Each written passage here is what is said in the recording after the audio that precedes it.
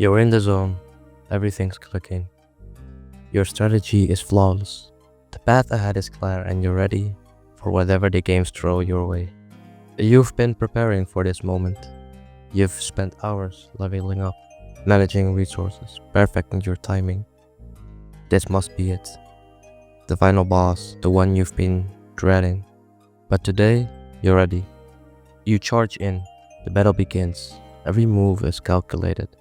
You dodge, you strike, you heal. It's working and you can feel it. But then, one misstep.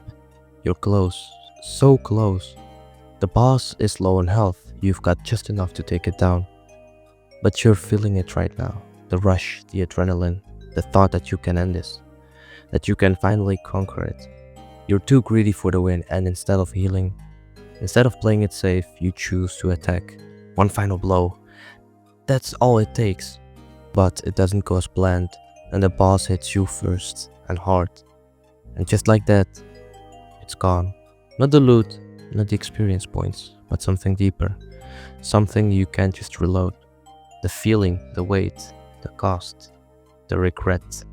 It's not about the failure itself, it's about what it costs to fail.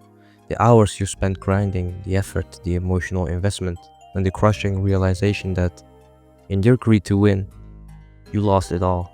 You could have healed, you could have played it safe. But now you've learned the hard way. You start to ask yourself, was it worth it? That question, it lingers. It shapes the choices you make next time. Will you risk it again, or will you play it safe?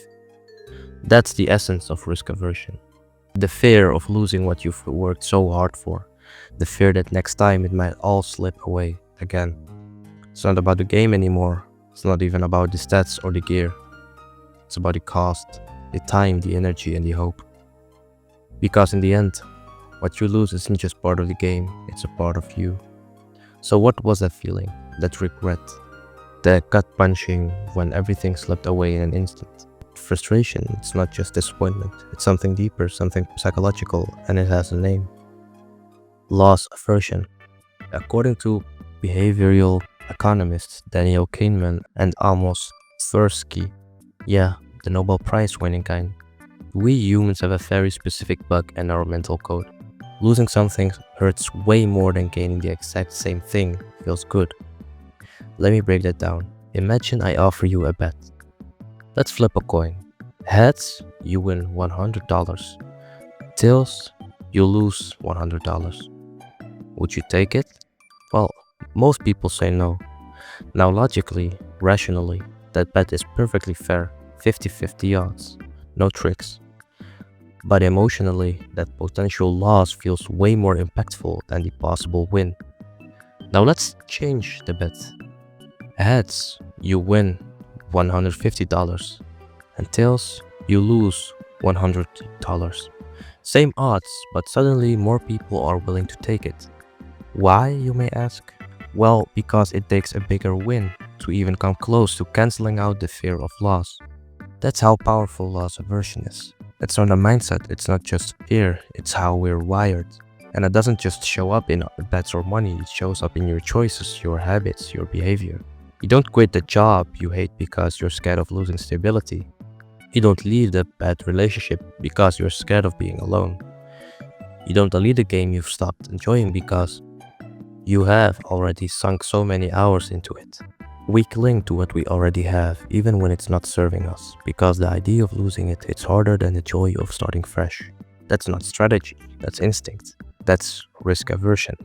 It's what makes us safe before every boss fight. It's what keeps us hoarding potions, just in case. It's what makes us pause, hesitate, double check instead of taking the leap. Because at the core of it all, we always hate losing, even more than we love winning. And this is where it gets interesting, because the games we play, the ones we obsess over, they know this. Some games lean into it to make the stakes feel real. Others exploit it to keep us grinding. But whether it's a well-designed roguelike or a predatory mobile app, loss aversion is baked into the experience. And once you start noticing it, you will realize you've been playing by its rules all along. So let's step out of the game for a second. Loss aversion isn't something that messes with your boss fights or make you hoard elixirs you'll never use. This bias, this psychological reflex, shapes our lives in ways we don't even notice. Let's start with money, for example. When people invest in stocks, crypto, a business, you'd expect them to be rational, logical, but that's rarely the case. Studies show that investors are far more likely to hold onto losing stocks longer than they should. Why? Because selling would mean admitting that the loss is real. As long as they don't sell, they can pretend it might bounce back. They haven't truly lost yet. And the opposite happens too. If a stock's doing well, people often sell too early, locking in small gains instead of risking bigger ones. Why? Because at least I didn't lose it. It's not a strategy, it's fear in a tuxedo. Turns out we'd rather not lose than win big. Now, zoom out from finances, and you'll see the same pattern everywhere. Think about major life choices. Staying in a dead end job because it's secure. Avoiding a career switch because what if it doesn't work out? Holding on to a relationship, a city, a lifestyle because it's familiar. Even if we're miserable, we cling to what we know because losing the familiar feels riskier than gaining the unknown. And this ties directly into another psychological trap, the sunk cost fallacy. Here's how it works. Let's say you've spent 2 years building a project. It's not working. It's draining your time, your energy, and your money. You know it's probably time to let go, but you don't. Why? Because you have already put in 2 years. You tell yourself, I have come this far. I might as well keep going. And that's loss aversion talking. The idea of wasting what you've already invested feels worse than wasting even more going forward.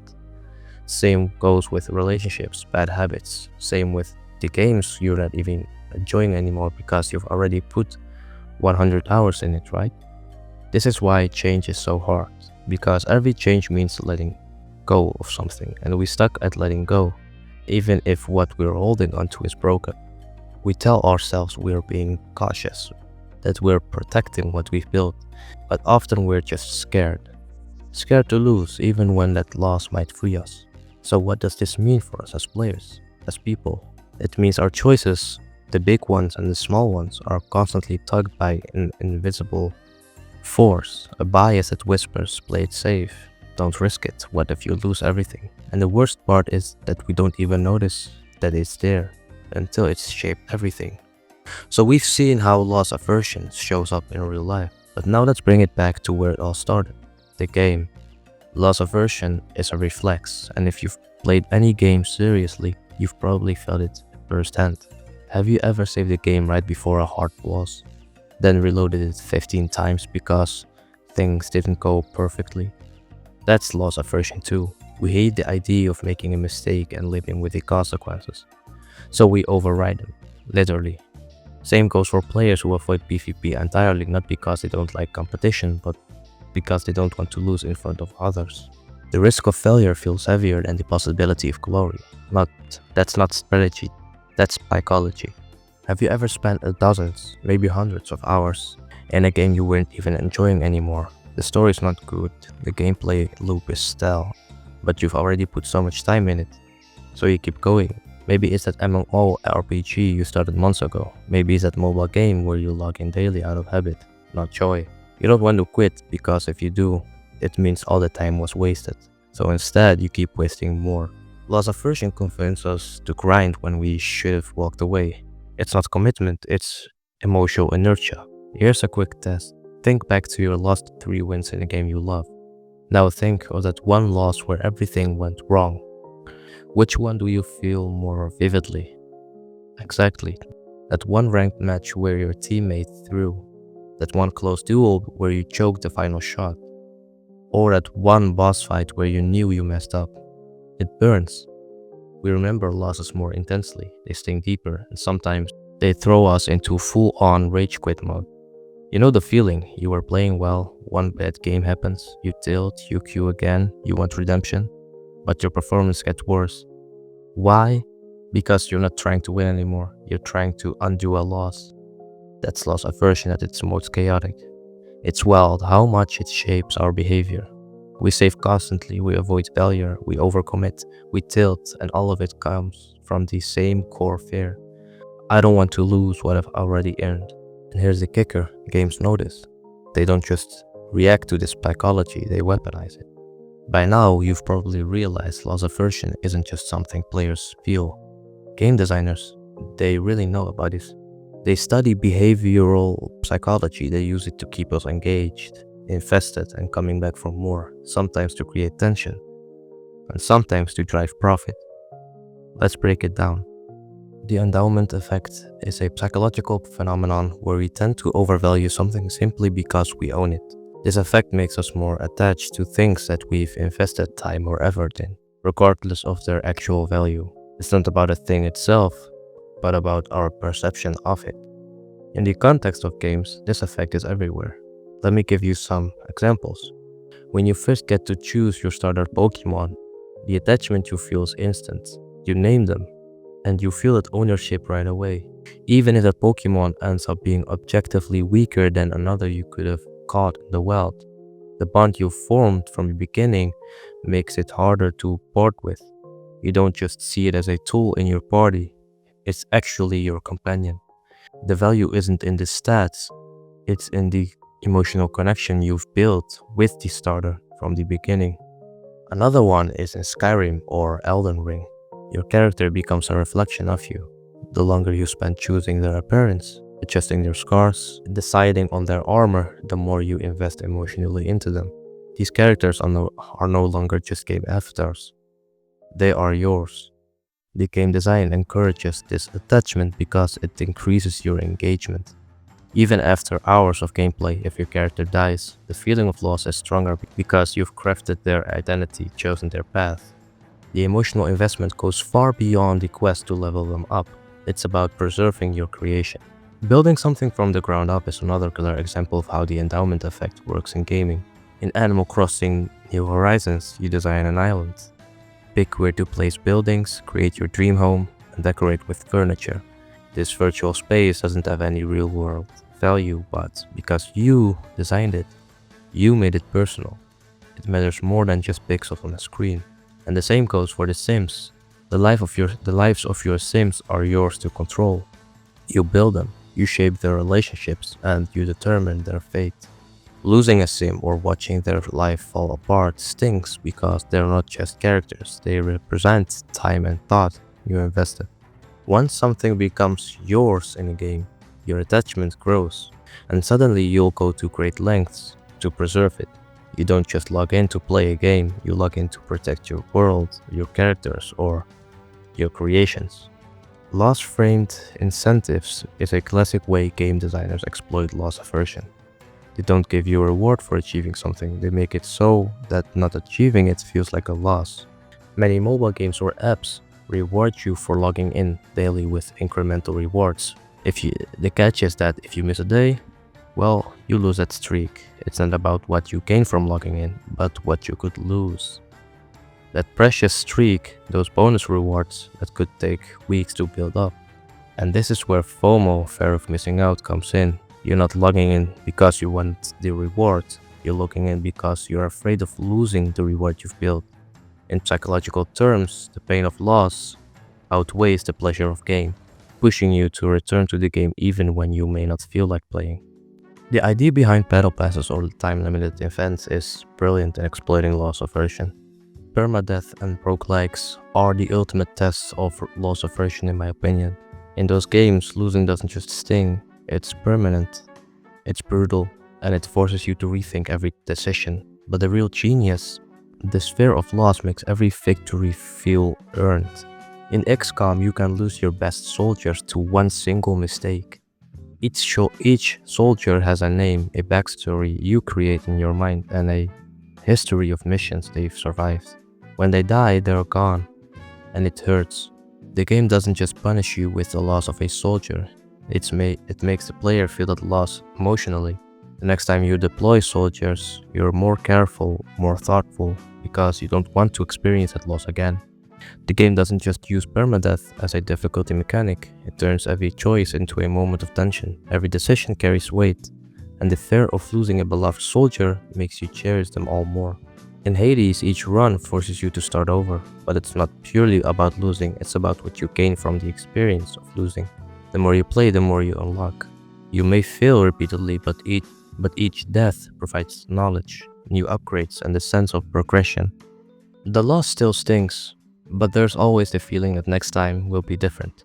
Your previous mistakes shape your future attempts, which keeps you coming back to the grind, because the cost of failure feels like it's preparing you for eventual success. Darkest Dungeon cranks up the loss aversion to 11 every time your heroes fall in battle. They become more broken mentally. They might lose their sanity or become more scarred. The more you lose, the more desperate your heroes get. And it's not just about losing, it's about the toll that each loss takes on your team. Your mistake feels magnified, and that's what makes you care about every action. Every move counts, and the fear of losing everything keeps the tension high. In these games, the loss feels real because you're not just losing points or resources, you're losing the narrative, the personal investment you've built. Some other games crank up the tension with limited save systems or permanent consequences. Resident Evil limits your saves with ink ribbons. Every save is a resource decision. Dark Souls has no save-scumming. If you die, you drop your souls, and if you die again, they're gone forever. This doesn't just make the game harder, it makes it also heavier. Every step, every risk, and every death all means something, and loss aversion kicks into a high gear. You start playing smarter, slower, more intentionally, because you know what's at stake.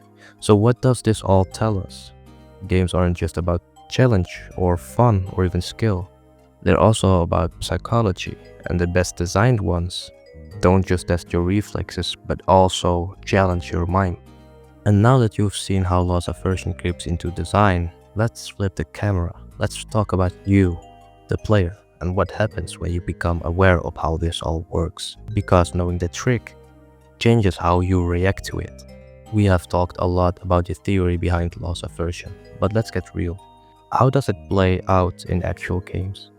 I'll give you a rapid-fire breakdown of some iconic examples where loss aversion is a key design element. Are you ready? Here we go. In Portal, you're tasked with solving puzzles. But there's one puzzle that messes with your mind in a big way. The companion cube.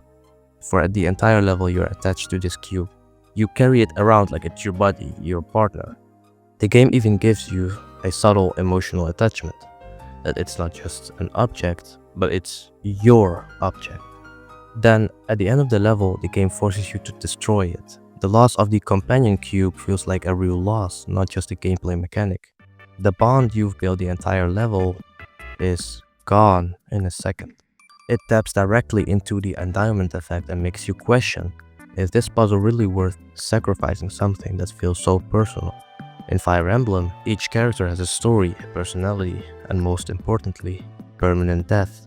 One wrong move, and your most beloved unit, the one you've spent hours leveling up, is gone. You can't just reload and save them, they're gone. This creates a level of tension and emotional investment that few other tactics games can replicate. Each decision feels like it carries the weight of life or death, both in-game and emotionally. You don't just play for victory, you play to protect what you've built. Loss feels like loss, and that makes the stake so much higher. The Pokemon Nuzlocke Challenge takes the already emotional experience of Pokemon.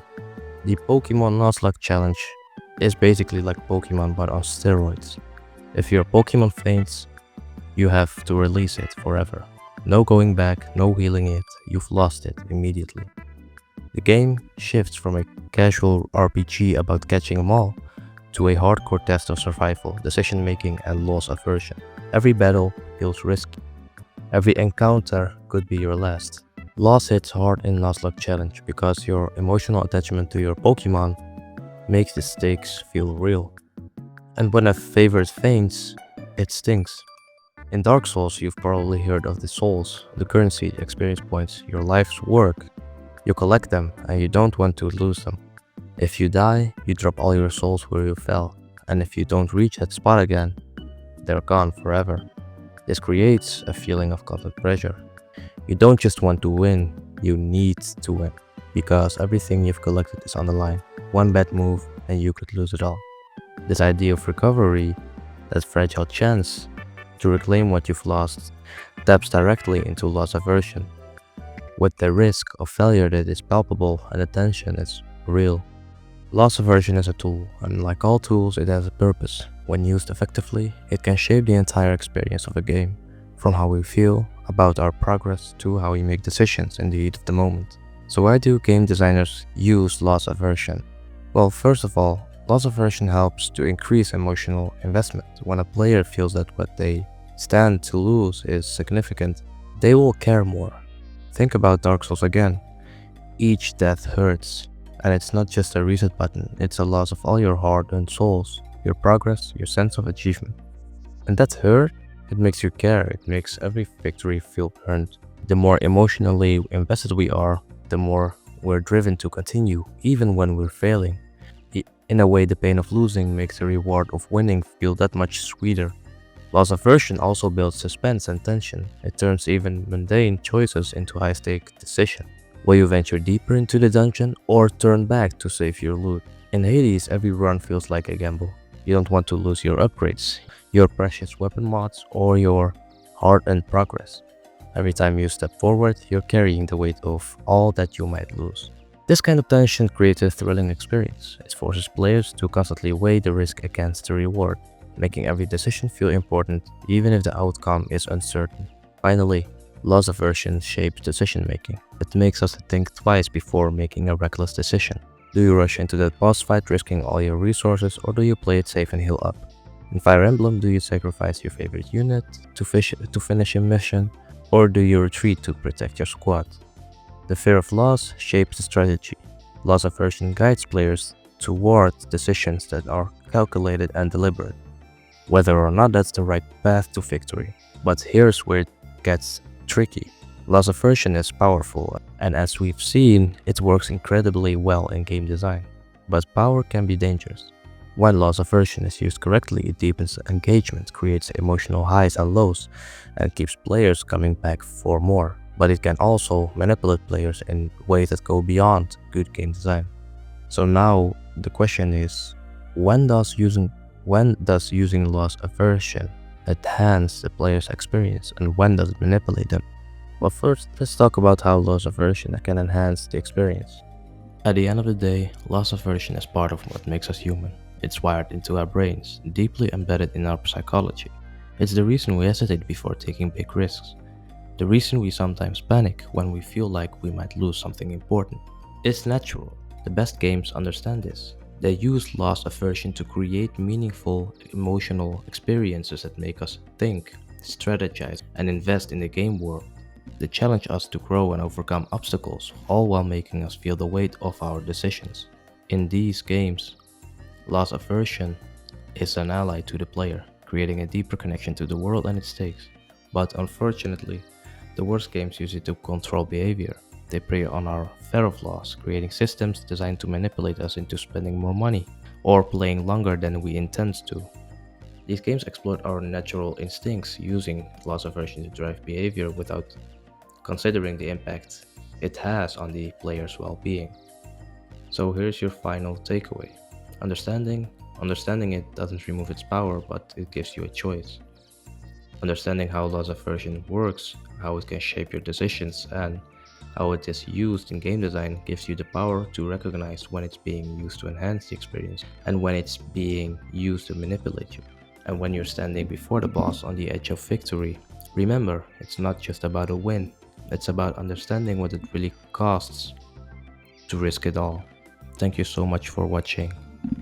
If you have stayed at the end, please consider a subscribe and a like, and let me know what your favorite From Software game is. Take care, and I'll maybe catch you in the next one. Bye bye.